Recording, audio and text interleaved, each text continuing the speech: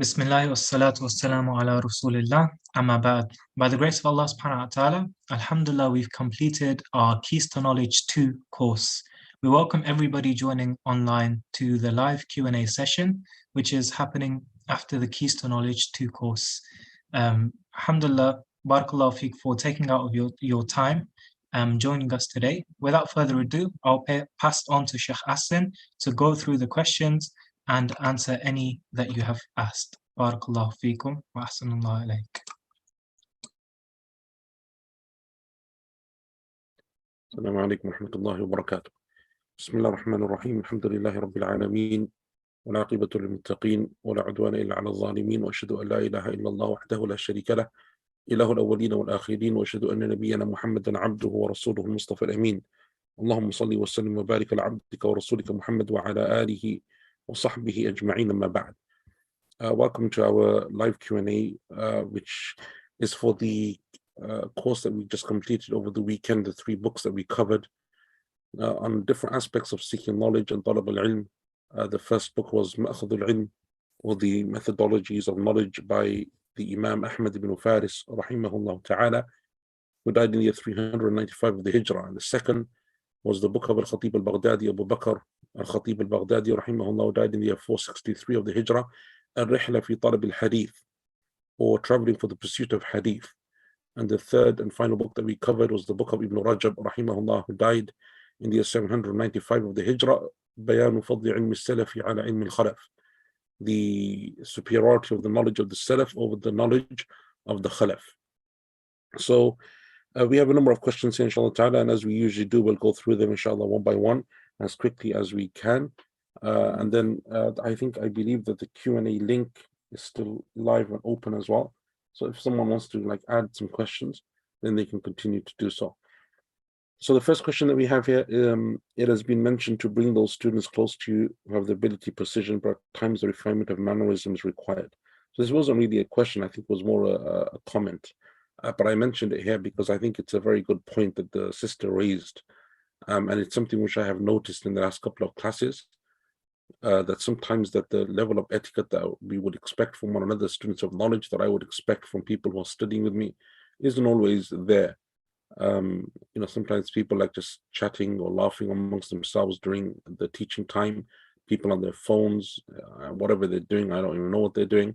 All of this stuff, I think, which is very important that we remember, that whilst we're in the class, that I see this stuff. It's not that I'm not aware.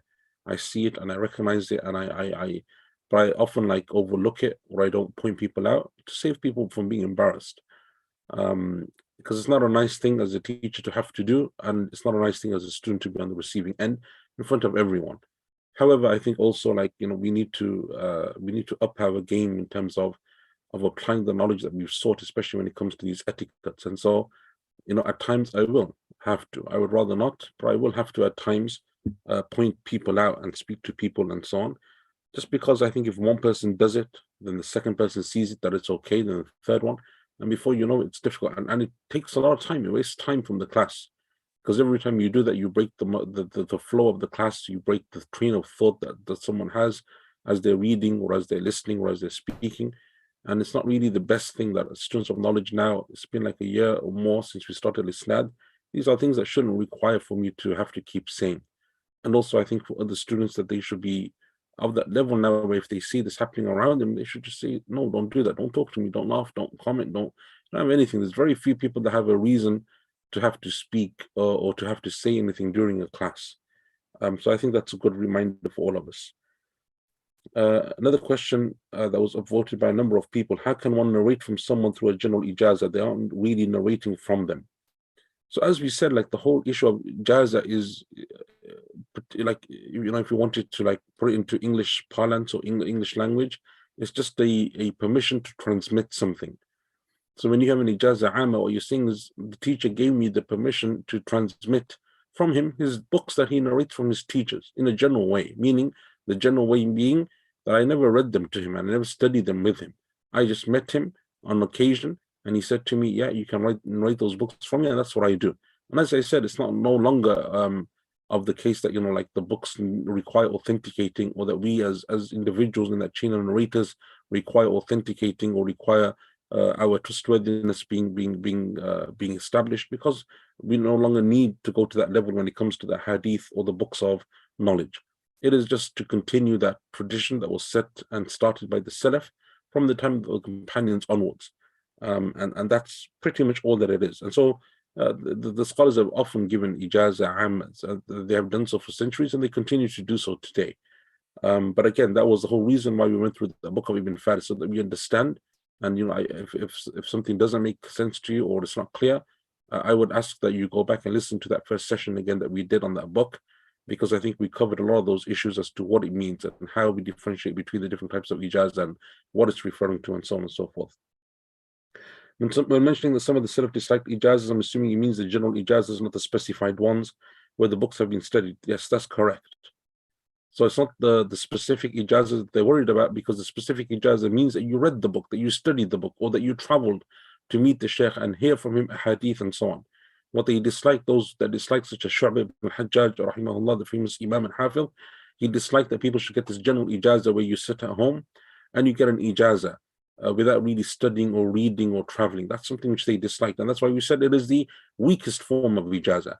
Weakest because, like anyone that knows what an ijazah is, as soon as they hear that you just got a general ijazah, and as we said, even in the chains of narrations of these books, you will see at times that the teacher will say ijazatan, I took this ijazah as a general ijazah without reading, without studying.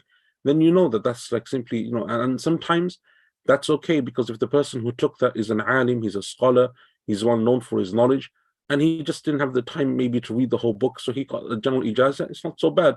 But if it's just the average general Muslim, or the very junior student of knowledge that's taking these types of ijazahs, then you know that he didn't really study or read. And so one of the things that the scholars also wanted to do is, when it came to these books, they would look for those scholars that have actually read those books, because as we do in our class, we correct the book.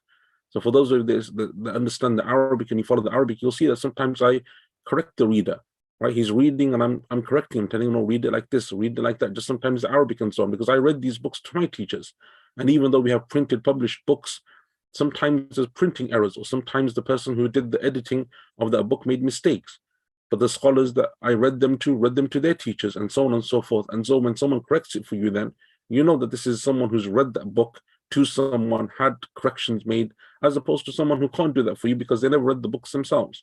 And so all they're doing is just listening to you as opposed to anything more, and Allah knows best. Which tahqiq is the best for the Arabic version of Rihla fi Talib al-Hadith? I'm just going to take a moment to explain this, because sometimes I ask in the class, who has different versions or editions of the book, and people say to me, oh, this is the Dar al-Salam one or whatever. A tahqiq is an editor's work. So imagine these books, such as the book of Ibn Faris. Ibn Faris died in 395 of the Hijrah. That's like over 1,000 years ago from now.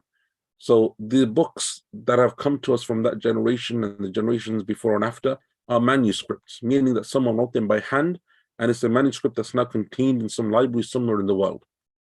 And maybe there's multiple manuscripts of the same book. The muhaqqiq, who is the editor, has to come, bring all of those manuscripts together and compare between them, and make sure then that it's accurate what it is that he's going to put in the published version. And sometimes there's discrepancies between those manuscripts, so it is the editor's job to choose one of those manuscripts as the foundation of his work, as this is the most reliable of those manuscripts. And then in the footnotes he will say, but in such and such a manuscript, there's this discrepancy, and there's an addition or deletion or an alteration that you find also occurs. That's what a muhaqqiq is. And the people who do this really well, their books are very good. And the people who don't do this really well, their books are okay, but they're not really anything amazing, and they're full often or sometimes of many mistakes. That's the case in all the books of hadith, the books of tafsir, every single science you will find this. I'm talking about classical books. Obviously, a book that's written by contemporary scholars is a very different thing.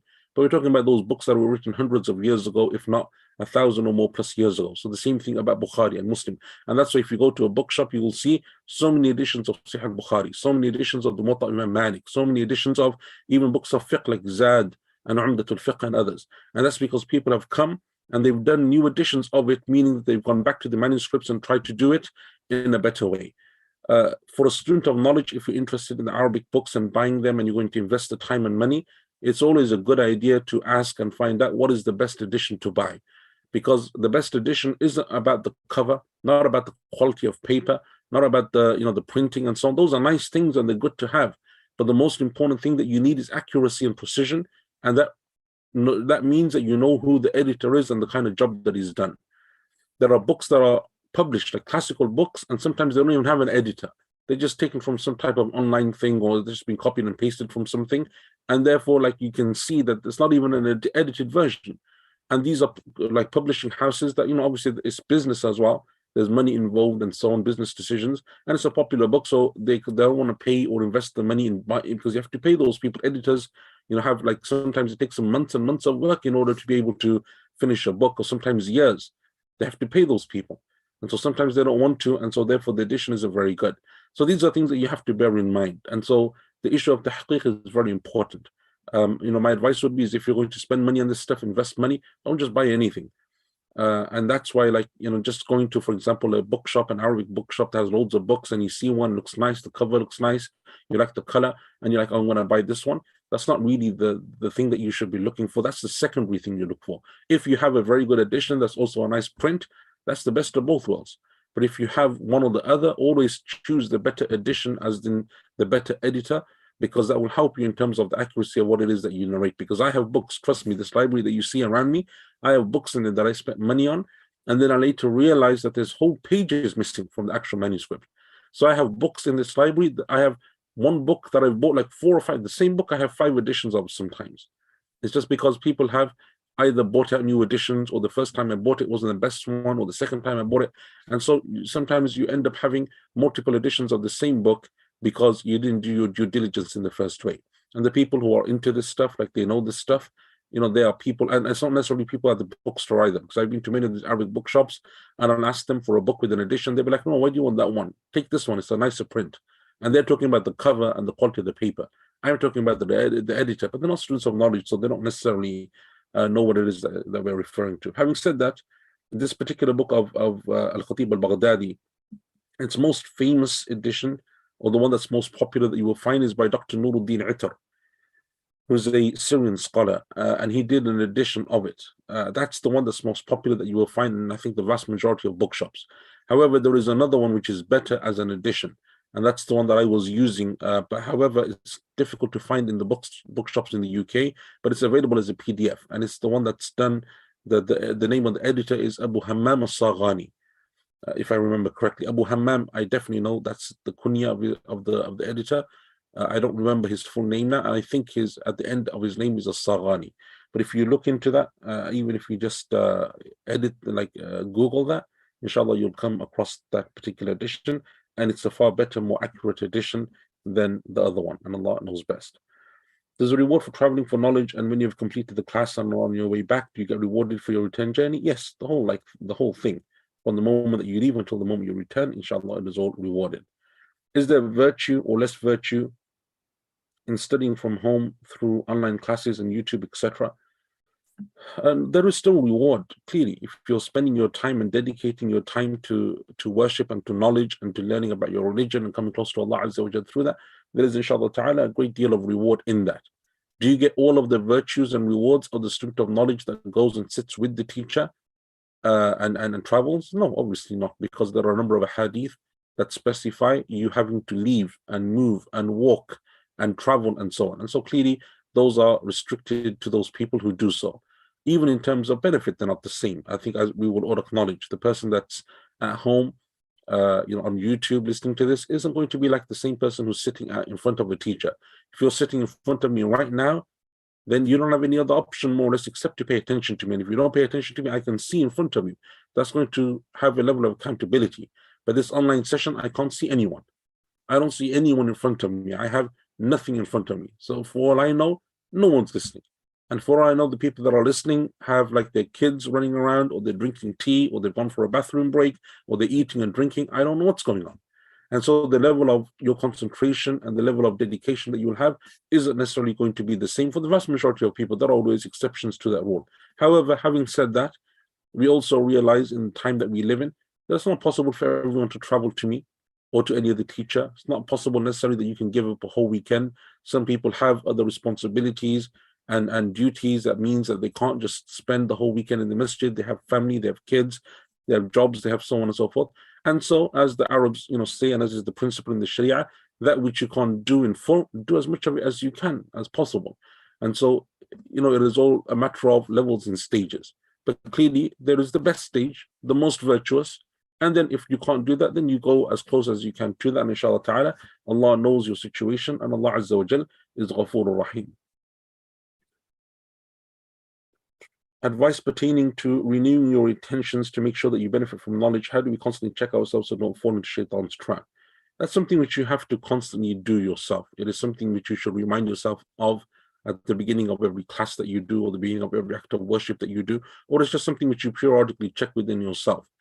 Or you're just attuned to the fact that when your intention strays, that you find yourself doing it actually for, to impress someone, or to show off to someone, or for some other type of motive, that you have the ability to tune into that yourself and recognize that that's what's happening, or what shaitan is impressing upon you. And then you turn back to Allah Azza wa Jal, and you make tawbah, and you turn to Allah subhanahu wa ta'ala and ask for his help. It was mentioned that we shouldn't say which companions are better than others, but Ibn Abi Dawood in his poem the Ha'iyya mentions that Uthman is better than Ali. There is a difference between the two. There is a difference between boasting and doing it in that way, by which that means that by necessity you're demeaning the other, which was very common. For example, if you look through history in the Umayyad times, that they would demean certain companions like Ali radiallahu anhu and those who supported him, because they were from the family of Muawiyah, and Muawiyah radiallahu anhu became the Khalifa, and then from him came his dynasty. That's different too, as a point of aqeedah, or a point of virtue generally, that we say that someone is more virtuous or better than another. So it is from our aqeedah, as we know, that the Prophet ﷺ is the greatest of all prophets.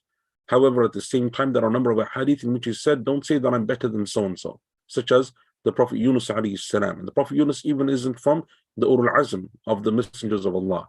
How do we understand and reconcile between those two? They're talking about two slightly different things. One is speaking about the virtue that Allah Azza wa Jalla has given to someone, which Allah has afforded to in many things.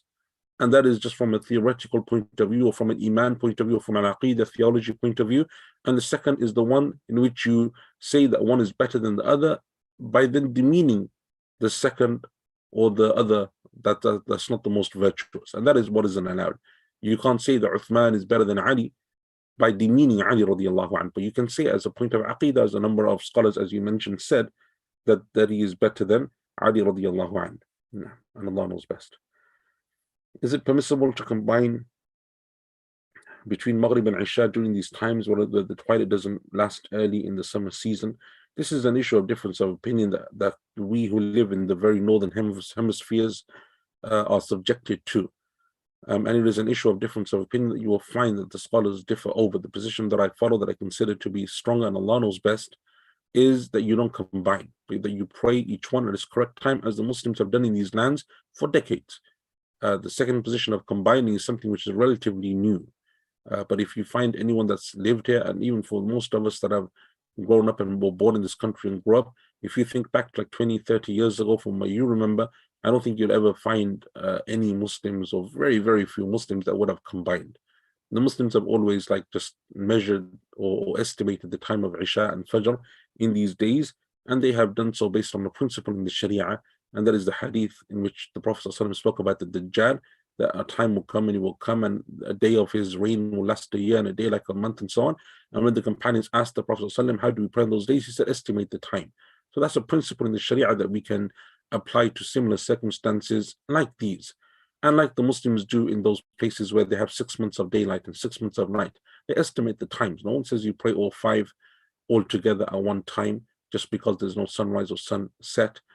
And that's not a like-for-like issue, I know, with regards to what we go through here, but we're speaking about the closest principles that we can find. And I think it is just better for people. Otherwise, even in Ramadan and the fasting, as we saw in those long Ramadan months that we had in the summer, the whole thing just becomes very, very difficult for people in terms of their ibadat, and Allah knows best. Okay, the next question is, how does one balance between questioning their intentions and refraining from action, e.g., not seeking knowledge at all because of fear of corruption of intentions? That is itself from the traps of shaitan. That's the trap of shaitan. The shaitan says to you, don't seek knowledge, be ignorant, because if you seek knowledge and you don't act upon it, then you're going to be punished for both. That's from the traps of shaitan. And what shaitan wants from people by doing that is that they remain ignorant, because if they remain ignorant, it's easier for him to misguide them, and it's easier for innovation and shirk and kufr to creep into the ummah in that way. And this is like the apathy that we find now amongst many of the Muslims. Many of the Muslims are on this particular methodology. Don't learn, because if you learn, you're going to be held to account for what you learn. And you know you're not going to be able to do it, so just stay ignorant. It's at least you can say, I didn't know. But that's not the way that the Sharia works, because the text of the Quran and Sunnah tell us that Allah Azza wa Jalla will ask you what you sought knowledge regarding. And if it's something which you needed to know and you didn't seek knowledge concerning it, and you had the ability to do so, you'll be held accountable. That's not a sufficient excuse, like those disbelievers who say that we don't know about Islam, we didn't learn sufficiently about Islam, so therefore we don't have to be held to account by Allah Azza wa Jal. Allah subhanahu wa ta'ala said that's not necessarily the case. It's not necessarily how it works. You can't use ignorance. You knew that you had to learn. You knew that Allah made obligatory upon you to pray and so on. And so for you to learn how to pray, that's an obligation. It's part of the obligation.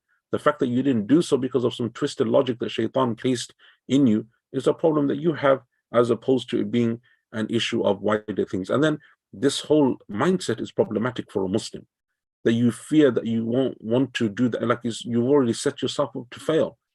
I don't want to seek knowledge because I don't want to have to do the action, or I don't think that I'll be to do that. Like, is that the mindset of the Muslim? That you wouldn't want to come closer to Allah Azza wa Jal through knowledge, when the Salaf, as we said, their position was that I would rather meet Allah Azza wa Jal knowing something than meet Allah being ignorant of it. We've twisted that whole thing now to the opposite, where it's I'd rather not learn and meet Allah ignorant than be knowledgeable of it, and then Allah questions me regarding. Like, what kind of mindset is that for a Muslim who wants Jannah, who knows that they were placed on this earth to worship Allah Azza wa Jal and to please Him, whose whole life is meant to be one of submission to Allah and dedication to Him, sacrificing for His sake? Is that, and do we have that mindset in the dunya? Someone came and said, if you have money, then that increases your responsibilities. Or like, I'd rather stay poor, I'm not going to work, I don't want a career. Like, who has that mindset? And it's like they literally like have no ambition in the dunya and don't want to really achieve anything for themselves or their families. So I think this mindset and this question, I'm sure like the person who asked it came from a sincere place, but I think we have to, the mindset is a problem for a Muslim in general, let alone one who is a student of knowledge, and Allah knows best. We learned that seeking knowledge is the greatest action after the wajibat. Why is that? Is it because it should lead to ibadah, taqwa, and khashya? Yes, because the best way to worship Allah Azza wa Jalla is through knowledge and by knowledge, so that you ensure that you worship Allah in the way that is pleasing to Allah and in the way that Allah Azza wa Jalla legislated Himself subhanahu wa ta'ala. And so there are many benefits of why, or the many reasons as to why knowledge is considered to be from the greatest of ibadat, and this is only one of them. Okay.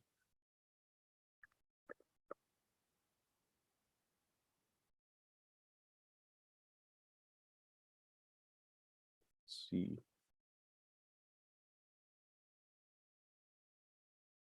What progression would you advise for one in the UK who knows Arabic and memorized the Quran and studied at least basic texts on Islamic sciences, and with whom? My advice would be is to find a sheikh, like to find a teacher in your locality that is teaching, and then to follow their program. So whether that's Isnad or whether that's something else, wherever you're from, find someone that can help you, and whatever program it is that they're currently teaching, whatever knowledge they're giving out in whatever way, you follow that program with them to the best of your ability. And then as you progress, if you have the capacity to do more on the side, then like we've said on YouTube now, there's so many lectures and programs that you can watch and follow as well. But that's like additional. I would never advise someone who has the opportunity to study in live, in person with the teacher, that they give that up to study online. And this is also something which we're finding unfortunately common in our time. It's not the way of the Salaf. Studying on a YouTube video series, even if by one of the major scholars of our time, is, I think, in my view, and Allah knows best, only a step up from taking knowledge from books. It's better than taking knowledge from books, but it's not the same as studying with the teacher where you spend time with them and you sit, and there is barakah in sitting in the masjid, in the circles of knowledge, being with students of knowledge. There is a barakah in that we have now ignored, because we have the ability to just sit at home. And then, like I said, like I have met very few students who have had the ability and the diligence and the discipline to study at home and watch like for hours and do that to the same level that they would if they were sitting in front of a teacher. Like, I don't know many people who have that level of discipline. I'm sure there are some, but I don't know if that's necessarily the majority. I would say that they are the very, very minority of people. And so therefore, like, these are not, it's something which you have to look at. Can we study the Thulathiyat of the Musnad of Imam Ahmad? This work has been translated, alhamdulillah, and widely available. I wasn't aware that it was translated, the Thulathiyat of Musnad of Imam Ahmad. If someone could send it to me somehow, like put it in the Telegram group or something, the translation, I mean, the Arabic I have, but the translation, that would be good.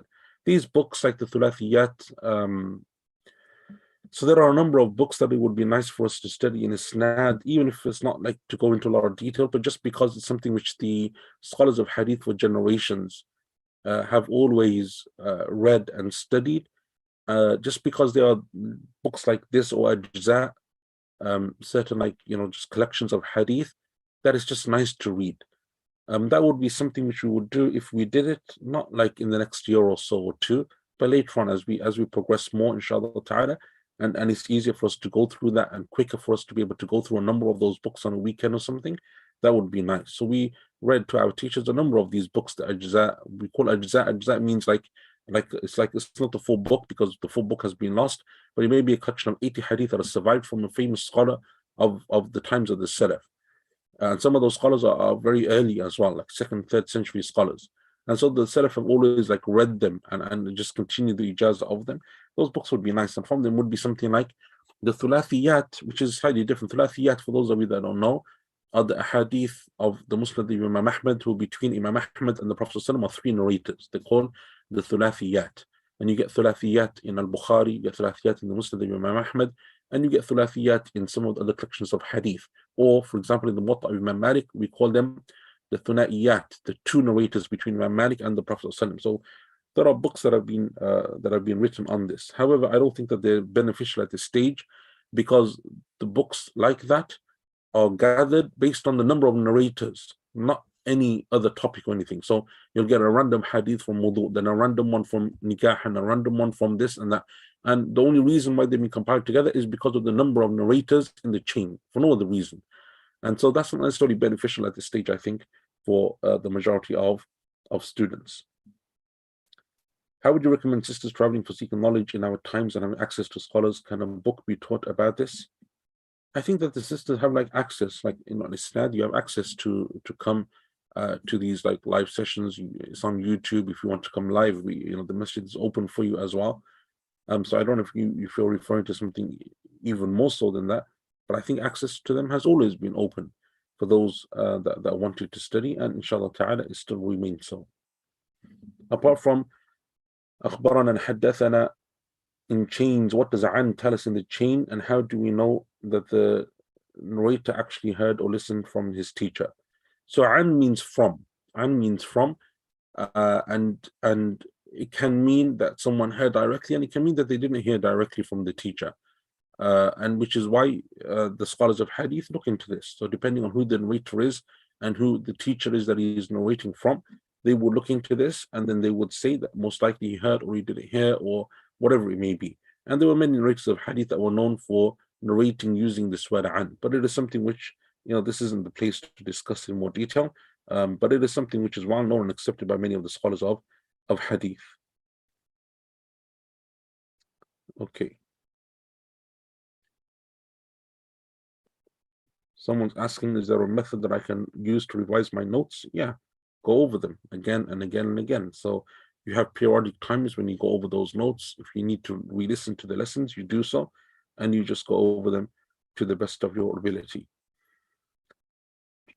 Is it possible for us to cover the creed of the Salaf and Ashab al-Hadith by Imam Sabuni? I can't find a sharh. that's one of the books, inshallah ta'ala, that is on our, it is on my list in Aqidah texts. And one of the books that we read to our teachers. It just takes time. It takes time to translate these books. Takes time to make sure that we're doing like other books and so on. So I don't know when, but inshallah, I think it may be one of the books that we will inshallah ta'ala read, and Allah knows best. What Arabic level does a person need for the Arabic reading course? So that's a good point, like as a good prompt. So for those of you that are interested, if Ishmam, inshallah, or someone can put up the link again in the Telegram group for this. We've had like a number of registrations already, mashallah. It's like well over 100 people that have registered. And that was a few days ago when I checked last. So I don't know what the latest numbers are, but if this is something that you're interested in, then please like register your interest, because we're probably going to have to close this registration fairly soon. In terms of what level you need to be able to read, like basic reading. So if you can read the Quran, then you're probably okay. But if you can't read the Quran, or you struggle to read like the alphabet and letters and so on, then this class probably isn't for you, because it's not going to be going to that basic level. But if you can generally read, so like a good way of gauging that probably would be when we're doing our class and you see like the reader reading, especially the hadith that's got all the fatha dhammas and everything on it. If you can kind of follow that in terms of reading, then it's probably okay for you. But if not, if you struggle with that, or you don't really know how to read, then you probably need to find a class that's at that level of just teaching basic reading, and then inshallah ta'ala you will be able to join this Arabic class. In the third book, Ibn Rajab listed Muqatil ibn Sulaiman as the Mujassim, but Imam Ahmad and Shafi'i praised him for his tafsir. How do you reconcile this? The reconciliation is easy, and that is that someone can be an expert in a topic and not necessarily an expert in other topics. And that's something which you find throughout the whole history of Islam. Anyone that studied the biographies of the scholars and has seen this will know this very clearly. You can be an expert in Arabic Nahu and Arabic language and literature, but you wouldn't take from him hadith, and you wouldn't take from him other things. In fact, even the Quran, if you look at many of the Qurra whose Quran and Qira'at we read by, they weren't necessarily people that were accepted in terms of their hadith. So as hadith narrators, many of them are not accepted by the Imams of hadith. They weren't considered to be the most trustworthy narrators. But in Quran, they are Ummah. The whole Ummah has ijma' upon them. They have consensus behind them. And all of us read from one of their qira'at. And so someone can be an expert in one thing, but not necessarily accepted in other things. And so this is something which is, which is common amongst all of the people of knowledge, and in different ways and different terms. So not all of the scholars are accepted in everything. And to know the specialism of someone and to then confine your knowledge to that specialism of theirs, something which is very important. The fact that Imam Ahmad and Shafi'i have said what they said about Muqatil is a very clear indication of this, because Imam Ahmad and others were the ones who said that we don't take from his aqidah when it comes to the issues that he fell foul of, as we mentioned in the book of Ibn Rajab. But at the same time, in the books of tafsir, his narrations are mentioned, and in fact the narrations of Muqatil in tafsir are actually very good narrations in tafsir. Whoever studies them and looks at them and his positions in tafsir will know that actually his positions are actually very good in terms of the tafsir of verses of the Quran. Okay. I only came across the Isnad course this last week, so you mentioned this is an Isnad 2. How many more are left? What do I do for the previous ones? The previous ones, we're working hard to like put them onto the website so that there will be a bank of them, inshallah ta'ala. And that's something which we're working hard to do, inshallah, but you'll have to bear with us and just be patient with us. We need some equipment and stuff before we can do that fully. However, they're all available on the Greenland Masjid YouTube page anyway. So if you go to Greenland Masjid YouTube and you type in Al-Isnad, it should bring you up a playlist of all the stuff that we've done. And if you're on our Telegram group, I think that there are some links there as well that will help you to orientate yourself. Studying Arabic literature before delving into in-depth understanding of Quran and Sunnah after learning the basics contrary to the approach of the Salaf. I mean, so this is one of the points that Ibn Rajab was mentioning. There's a distinction between someone who delves into something deeply because it's their career, they're doing it as their job, as opposed to someone who's a student of knowledge and is wanting to do it to understand the Quran and the Sunnah. And so that's what Ibn Rajab was saying, that there's a level of Arabic that you need in order to be able to understand most of the Sharia. And then there's a level of depth that you would need if you wanted to specialize in certain things like qira'at, and like certain other things that would be helpful for you in certain, for example, issues of tafsir and so on, like Gharib al-Quran. And we gave the example of Abu Ubaid al-Qasim ibn Salam, rahimahullah ta'ala. Abu Ubaid, one of the contemporaries of Imam Ahmad, who went to that level of depth because he wanted to focus on Gharib al-Quran, like the uncommon words in the Quran and the Sunnah that are mentioned that the Arabs didn't commonly use and what they mean and so on. And so a lot of this depends, but generally speaking, for the student of knowledge, yes, that's what they would do. They would take a basic level or a good level of Arabic and then study the other sciences of the Sharia before going any further if they wish to do so. I have the option of either studying every Sunday or attending the course in person. I can do the course after and catch up online. What should I do? I have the option of either studying every Sunday or attending the course in person. I don't understand what that means. I don't understand. Like, if we're going to attend the course in person or study every Sunday, I don't like know what that means. Anyway, you can like rewrite that if you wish.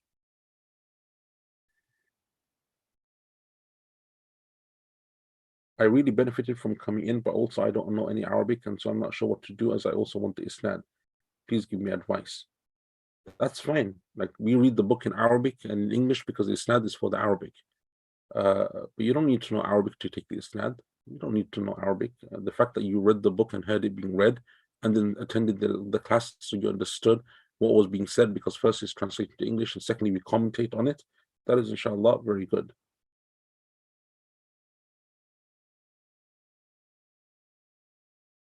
How can we reconcile between the fact that detailed study of books are preferred and the fact that the Salaf kept the words concise? Even Rajab mentioned this. He said if the detailed study and the detailed explanation is to explain the Quran and the Sunnah and explain the words of the Salaf, then it is good. So if someone reads like the books of tafsir, like Tabari and others, it's massive. But what's he doing except explaining to you the words of Allah Azza wa Jal and the statements of the Salaf with regards to the words of Allah subhanahu wa ta'ala. And likewise the books of hadith, right? Someone writes a explanation of Sahih Bukhari, what's he doing other than explaining to you the hadith of the Prophet sallallahu alaihi wasallam. Ibn Rajab actually mentioned this. I think it's important, therefore, when we read these books, even before you ask some questions, if you have the ability to go through again, even if it's just the book itself, and to stop and make sure that you understood it correctly, because often the Salaf are very precise in their wordings. They will mention points that you may not have understood or really or really comprehended the depth of on the first occasion, but he mentioned this. So something like this he mentioned because therefore there's no contradiction between the two. You mentioned in the lessons some of the different senses of Quran, like senses of Rasm and Dabt and Waqf. Is this something which you would cover in Isnad? Not necessarily. Not necessarily. It's not really something which I was looking to do in this class, but I do a weekly tafsir class online called Quranic Progression. If you go to quranicprogression.org, you will see tafsir classes. For 5 years now, we've been doing in-depth tafsir. And this is something which I cover every so often. I speak about the different sciences of Quran, and it's something which I've covered there that you can, inshallah ta'ala, refer to if you wish. What would be the theme of this next Isnad course? We'll let you know, inshallah ta'ala. Is there anyone you recommend we study with? No, I don't recommend people like that. How long does it take to learn Arabic, to understand Arabic textbooks? Depends entirely on the class that you're doing and the amount of work and effort you put in.